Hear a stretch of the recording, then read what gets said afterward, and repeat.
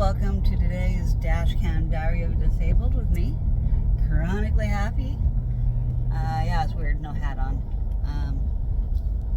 I am headed to the food bank to get some food, hopefully some fresh food, fresh veggies and fruit. I'm not going to take anything that's processed because I just can't eat any of that stuff. Bad cholesterol, and then it's kind of back to its normal because of my fasting. But just the way that my body is abnormal, I've got to be careful with what I eat. I really do. And I have so many diseases on both sides of the family, but more so metabolic stuff on my mom's side, and almost all of my aunts and uncles have some kind of metabolic diseases. And my mom's aunts and uncles, or aunts, had mostly died of complications from diabetes. So there's some underlying cardiovascular metabolic stuff under my mom's side, so I really do got to be careful about what I eat. And I'm already so restricted as it is, it makes it really, really hard. Maybe I took too much Adderall today, I don't know. Should have taken some of my ginger honey before I left the house. Ooh. I would keep it in my car, except for the weather is freaking crazy. It gets too hot and cold, and it'll just mess up my honey, so can't leave it in the car. But I do have a little travel size one that I take with me sometimes when I know I'm going to be out of the house for a long amount of time.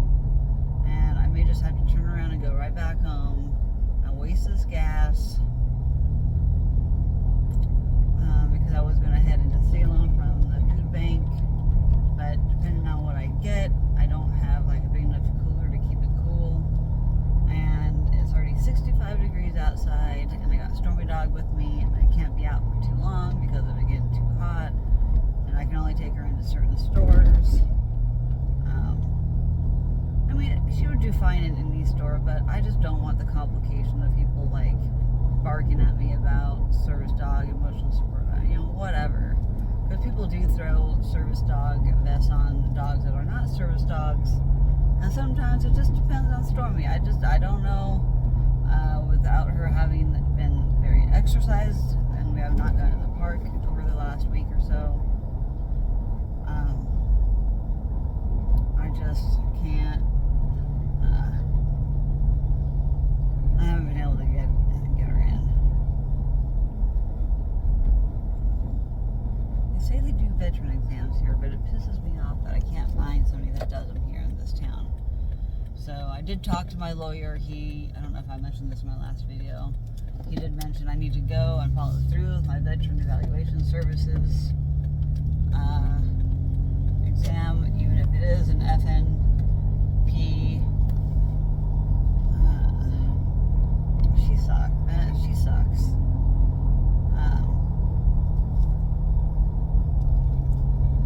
They have to accommodate the veterans so far, but they don't. They kept scheduling me for the same person over and over and over again, just different dates. And so it tells me that they're biased with who they have their freaking exams with and contracts with. There's no other explanation. I'm at the food bank, and I totally wouldn't have seen this place. Alright, pause. Now I know where the food bank is, and I just talked it over with her. I'm not going to get it today just because I don't want to waste the gas. I'm wasting gas as I sit here. My mom wanted to show me where it was at.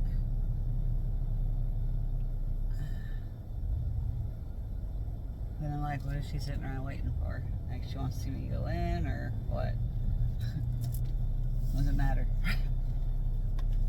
She came back home after she came down here to go talk to her friend. And yeah. I was just thinking I just don't want that stuff sitting in the car. I'd rather just get into town. And now she's wanting some. I had to borrow $100 from my mom, and this is $100 for her beach trip. And so it's essential I pay her this back immediately because her beach trip is next weekend. And then she wanted to also go down to her brother's house beginning of the week. And I don't know how they're going to afford that. It's none of my business how they're going to afford anything. It's nothing to do with me. It just, you can see how I can be a little like, no wonder I get my bad spending habits from these people. I watch them do it. It's really my own fault. It's not their fault, but it doesn't help being in the same kind of a household of not the best money choices. Does not help the situation. I wish I could get back to the food bank in time. It is Friday the 13th. And I just want it to be a good day. I just want to get into town. I would love to get paid for the work that I did. I tried calling him. He didn't answer. I need to get paid some money. Told him I'd call him in a couple weeks. And the stuff would be ready to go in about 2 weeks, he said. And it's only been a week since I worked, a week and a half. And, yeah, I need that money, man.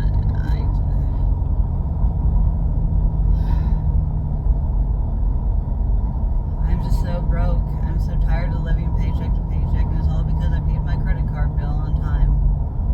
I was trying to, get away with not paying it on time and just paying it a little bit late, this week instead. But this next week, I already have $300 already gone out of my $1,300. So that leaves me $1,000 to try and pay the rest of my bills and some gas and some food and some dog food. I'm really stressing about this.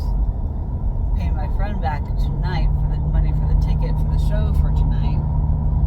It was $50. I basically just borrow money to pay one person's money off. I had the money for her earlier in the week, and I ended up spending that money on something else. I think it was food, or dog food or something. I really haven't splurged much at all this month.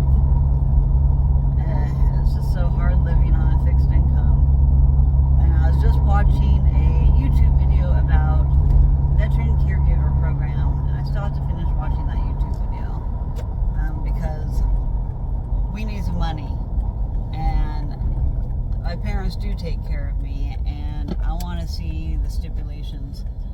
So moving forward from this last PTSD trigger, all that kind of stuff does is fuel me to have to learn and educate myself and learn how to use and abuse the system. Not abuse the system, but use the damn system to how I freaking see fit.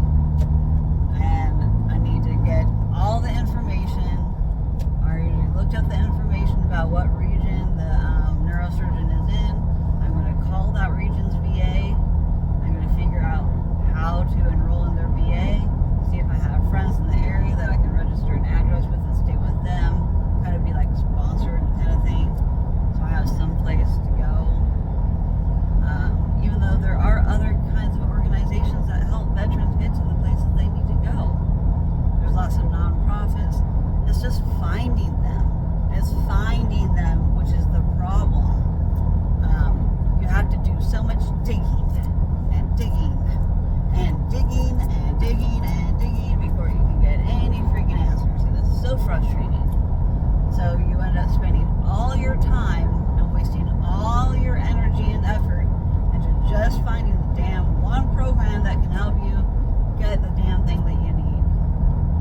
And it just pisses me off to none other that somebody that's sick and freaking disabled as much as I am and bedbound a lot of the time, that I have to go and dig and figure out all this crap on my own. They offer programs, they offer classes, but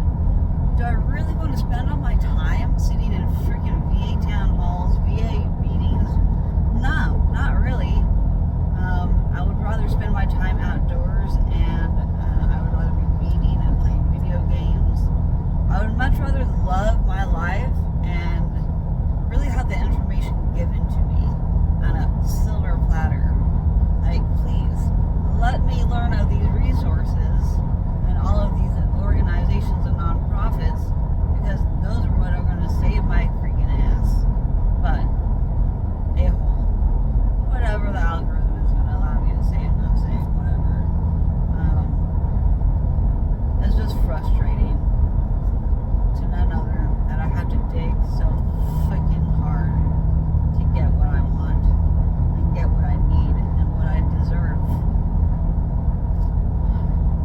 Just as all Americans deserve to have health care at their fingertips. But no. We have people, and I'm sorry, I don't mean to be hating on people in other countries or the reasons why they may leave their other countries and come to our country. I believe in immigration, and I believe in them doing it right, but I also believe that we need to change our immigration laws. And I don't think it needs to be easier for them to get handouts, because I'm not even getting handouts, and I serve for our freaking country. I don't get handouts. I don't get anything for free. I don't get any help. When I was homeless, I had to go digging, looking, and I had to like move 300 miles away to get it. Like, you do what you have to do to get what you need, but like that made my health worse, and my parents my mom had to drive 300 miles to bring me back here to an emergency room because I was getting gaslit by the emergency rooms where I lived. Like, I've been through some crap, and the fact that I'm right back to square one with the VA and starting over and having to learn how things have changed over the last, well, basically since COVID. COVID changed everything with how the VA worked their freaking programs, and it sucks. It sucks, it sucks, it sucks. Because I just can't keep up. Veterans cannot keep up unless you're constantly glued to the freaking YouTube, and town hall meetings and emails and IG updates, and there's just too much information for somebody to try and weed out. Just like social media and misinformation, I mean, it's just too much. It's too much. It's overstimulating. It's overwhelming. And this is why veterans get to the point where they just want to themselves. That's why veterans get to that point. And Americans as well, because they have to jump through so many hoops. But then when we have other people, I'm sorry, like I said, I support immigration and I support people coming to our country, but please, do it legally. Like, if I were to move to another country, I would go about it legally, the right way.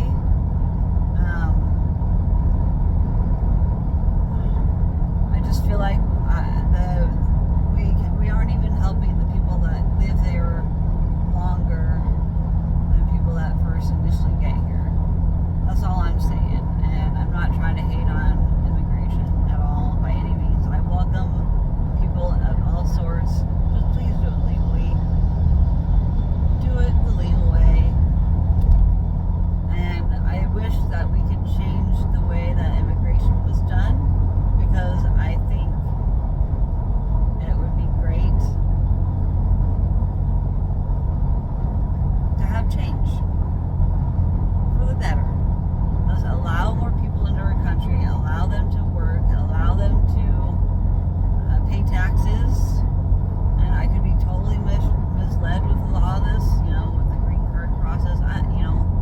I'm not too familiar with the entire process, so I really don't have much room to speak on the issue because I haven't done my due diligence in research. So again, I am not trying to call anybody out. There are some family members that have been skipping out on things for a long time as well, but they're still part of my family, whether they are full-on legal or not. They're still part of my family, so I'm kind of a hypocrite. But he took care of my cousin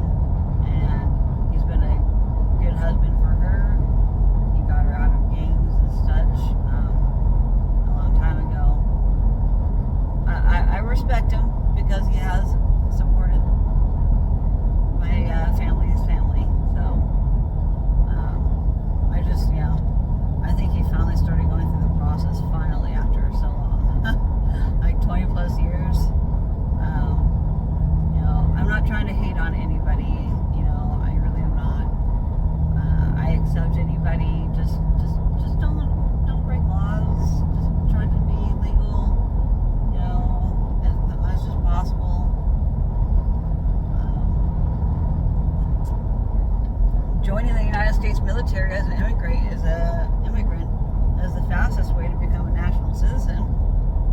So why can't we have some more immigration people come join our military and fight for our country?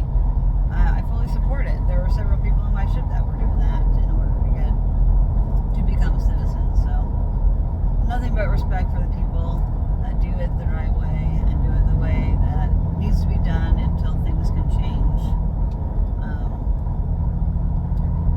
But I just don't agree with a lot of the politics behind lots of these major issues. Like me and my dad even had a little bit.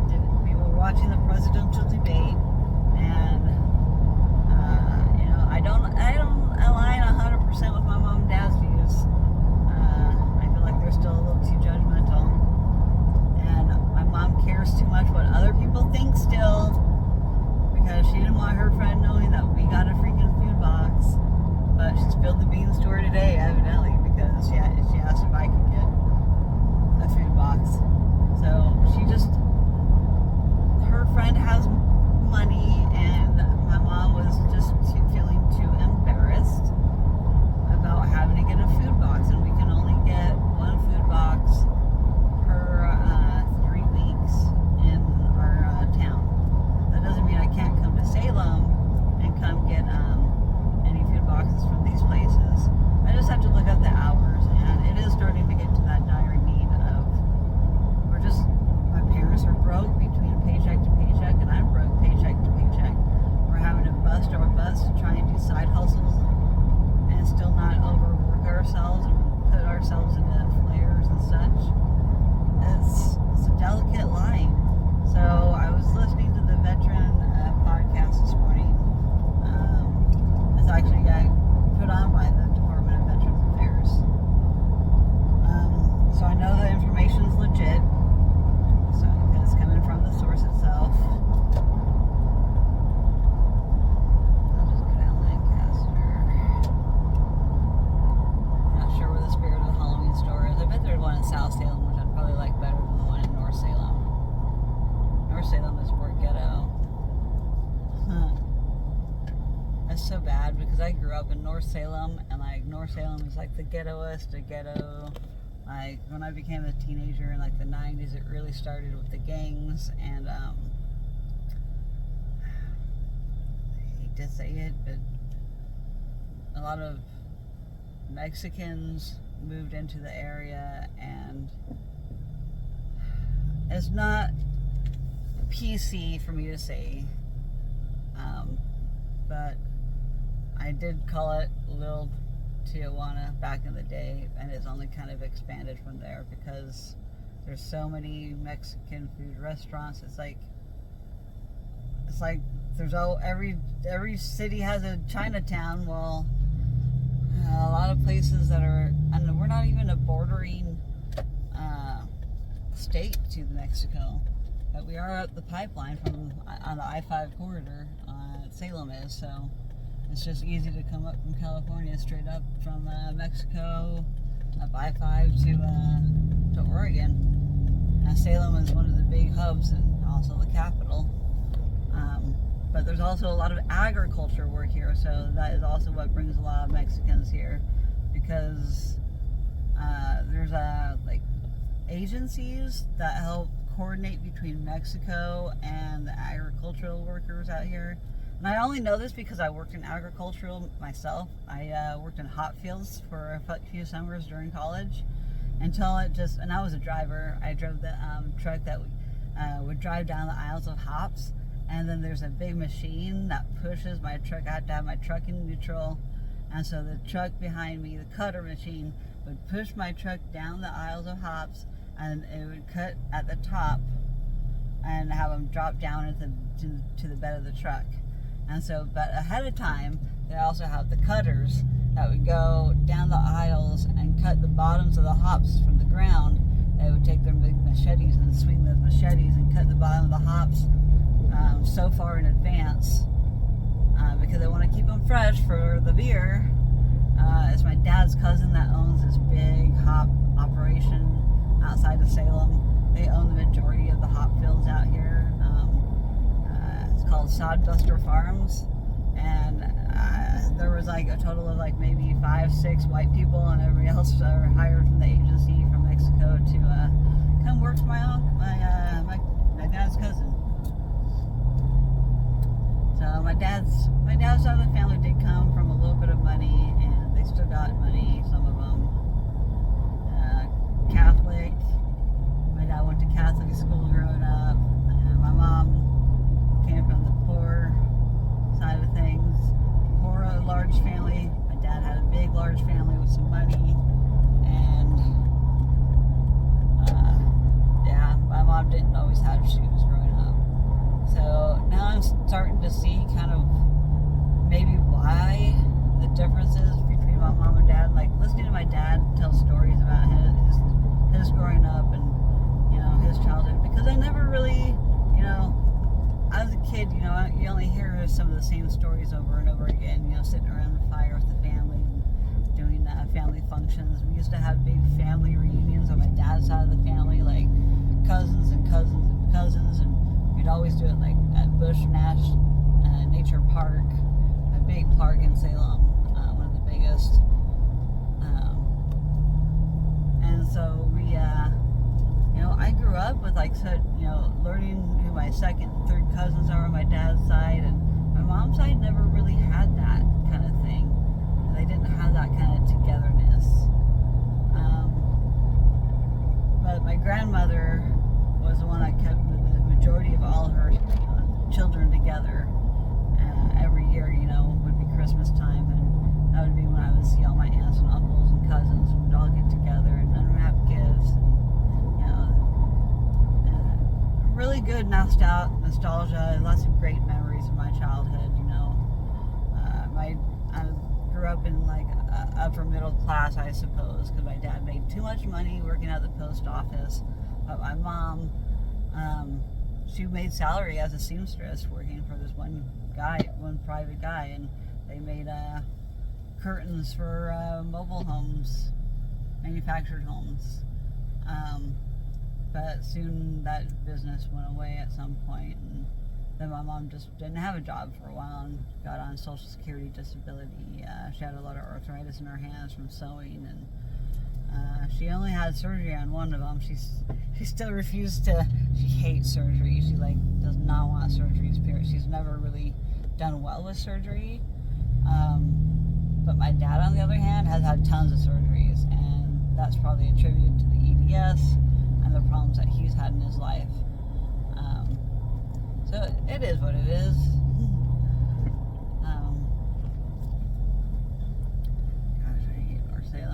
Speaking of Mexico, got some Mexican flags and stuffed animals. Vendor just chilling out in the parking lot there. What up, dude? Like I was just talking about earlier. And that's not a big deal, dude. I would much rather support somebody like that over somebody just asking for handouts like a lot of white people do. White people don't even try to earn their freaking money. Like, they don't even try. They just are beggars. I feel like white people are entitled. So here's a little bit of, I guess, reverse racism from my part, you know. Asking for handouts and stuff, using veterans as an excuse. And it's just no excuse, because there are a lot of veteran outreach, and there's a lot of things that veterans can get for free. But unfortunately, in my town in Salem, Salem has the worst veteran outreach. They don't have good veteran programs here. They suck. They suck so bad. Where is the Spirit of Halloween? It's usually here. They usually have a place here around the mall. Dang it, now I'm gonna have to get off this video and freaking look it up, or just drive around aimlessly wasting gas that I don't have. Maybe it's on the opposite side of the wall this time. Oh, no, there it is. I see it. Boom. I had to wait until I moved up closer. So, yeah, I would much rather give money, like hand out money to somebody that's selling something on the street over just giving somebody money for just holding a sign up and being a beggar. Like, I have no problem with helping homeless people. Like, I would love to help all the homeless people. But also, a lot of them have mental health issues. And also, if I were to give money to somebody with a sign saying something about, like, blah, blah, blah, blah, I need money for beer, or, you know, if they are, like, really struggling to survive and they really just need to cope because they have an addiction problem of some sort, as long as they're honest about it, I am more you know, if I got the money on me, if they're just honest about it, yeah, dude, let me get you a beer. Let me get you whatever it takes to help you be able to cope with your situation a little bit. You know, I just want some honesty, honesty, and people that will work for their freaking money. You know, do a little act, do a little skit, you know, play a little song, you know, be a comedian for a second. Do whatever, just to earn it, man. Just earn it. I have nothing wrong with homeless people, but you just don't be asking for handouts. The entitlement in this country is ridiculous, and I don't like it. I try not to feel too entitled to do everything because I have empathy for everybody. I understand it's a hard economy for everybody right now. It's so hard. Stormy, no, you calm down. I better keep my windows up. There's a lot of people on a lot of these doors. I'm in North Salem. I don't trust people out here. People parking with their windows down. People just sitting in their cars. Besides me right now, I'm talking on video. I'm probably doing a drug deal over there. I don't know. These guys look kind of weird and sus. They look a little sus. Stormy, calm down. You guys stay in here. We'll stop at the park on the way home. I am proud to be my veteran self today. I'm gonna let my hair dry out first so it can sit right before I put my hat on and smash it all. It's very rare that I keep my hair down with no anything. I use some of that pink colored conditioner stuff so I could try and have a little bit of pink tint to my hair, but I really don't feel like I have any. I think I'm gonna have to just leave it in longer or something. My glasses are all jacked. So, sorry to get into so much of the politics today, guys. Sorry, not sorry, but now y'all know where I stand on stuff. Just try to be legal. Try to earn your money by any means. You know, I'm supportive. I'll pay it forward. I've been in a homeless situation, and it was extremely hard to get the help that I got. But you've got to do your research, and it's hard to do when you've got mental illness on top of it, and then you got coping behaviors that are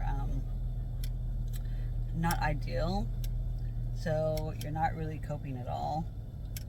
I have to get all this stuff done by 4 o'clock today. I gotta meet up with my friend. I got a lot of apples to do. I picked so many apples last night.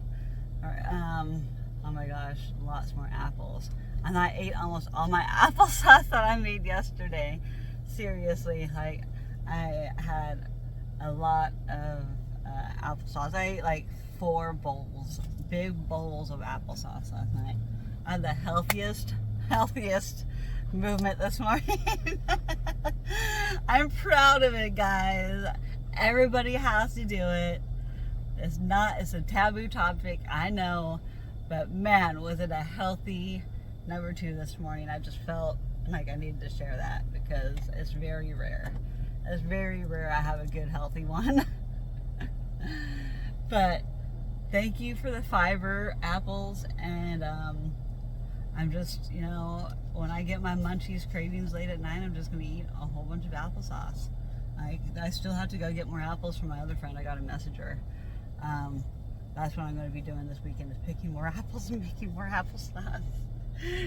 And I almost don't have anything left over from what I made yesterday out of all the apples I peeled and stuff. I don't even know how many I peeled. And I only have like 5 or 6 pears.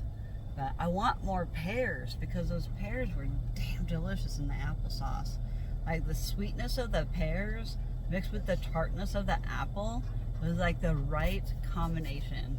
my friend's, or my dad's old coworker, where we got the apples from, and the 3 pears last night, because they're pear trees.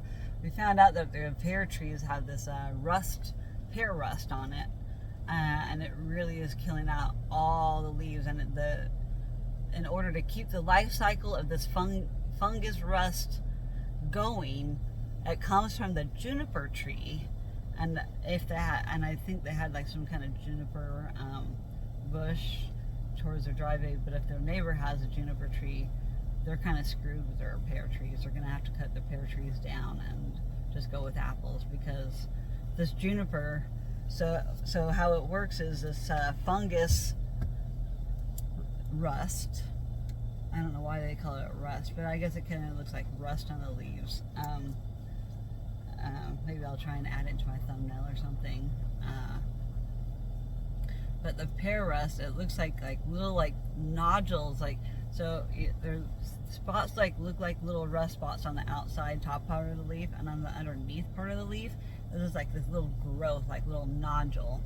On the top side it's just flat, but on the underneath there's like little fungus nodules all over on the underside of the leaf. It's really funky looking. As soon as I found out what it was, I threw it out the window while we were driving down the road. I'm like, hopefully nobody has pear trees right over here. So in order to keep this, so this fungus wants to live. So in order for it to live, it stays dominant, it's active in the winter time on junipers, so it stays alive on the juniper, and then during the summertime, it transfers from the juniper to the pear tree, and then it's just a big life cycle. So in order to get rid of it, you have to burn and get rid of that juniper to get rid of the life cycle of it being dormant or alive in the winter time. And then as the leaves are coming off of the tree, the pear trees, you basically have to prune the hell out of the tree and get all the leaves affected, which is every single leaf on their trees. I think their trees are basically goners unless they burn their juniper and any junipers in the area that can carry the fungus, that are carrying the fungus. I just don't have their phone number to tell them what it is, because she's like, we'll figure out what we can spray. Well, no fungicide is going to get rid of it if it's going to keep coming back from the juniper being next to it. So they have to kill the juniper in order for to get rid of the pear, and then they have to stop the life cycle on the pear tree itself, so it doesn't release the spores.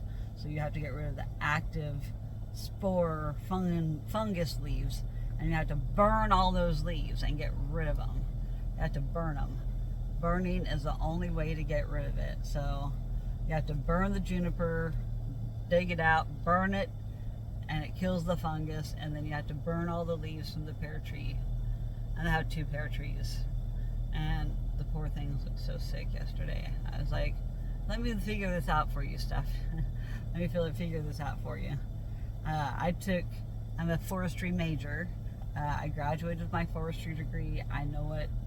I had to take a full term of diseases on trees, and I'm like, this stuff looks familiar. But it's interesting because it's only going after the pear trees and not their apple trees. Which it was like, okay, it's pear specific, so I knew specifically how to Google for it.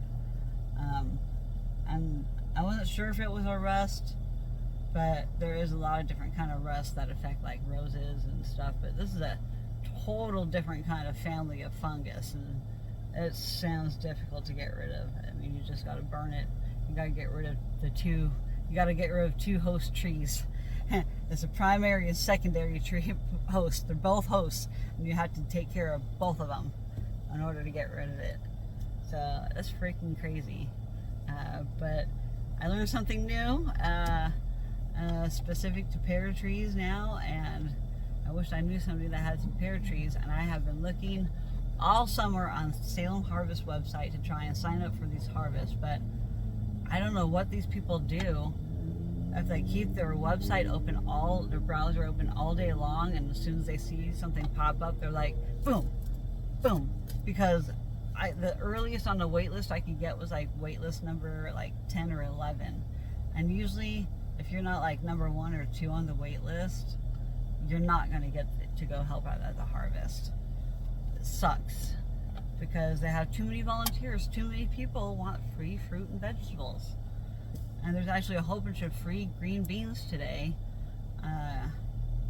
And we already have enough green beans, and I can't eat green beans, so we still have a whole pantry full of green beans that we canned like one summer, like 2 or 3 years ago. And they stay good for many, many years. The shelf life of canned food like stays good. As long as the seal is good, you're good to go. You don't have to worry about botulism. I watched this one YouTuber that does these shorts or reels or whatever they're called on YouTube. You'd think I'd know, but posting it myself, the shorts. She does shorts to show the stages of what it looks like when you get each kind of disease, like the plague. She did the bubonic plague, and her makeup is so spot on. Like, I wouldn't know what it would look like without her doing her makeup that way, but she's really talented with her makeup. Some of the stuff still looks a little fake. She could do better with, but for how she does it in fast mode too. She does it like 4 times. So she shows her putting the makeup on, and then she puts like a little blurb. This is phase 1 of what it looks like, and then phase 2 she does more makeup, and phase 3 is like basically right before death. So it shows what people look like when they die of these things. So morbid, I know, but man, yeah, it's a good visual representation of what these things would look like. So yeah, scary. She's good at makeup.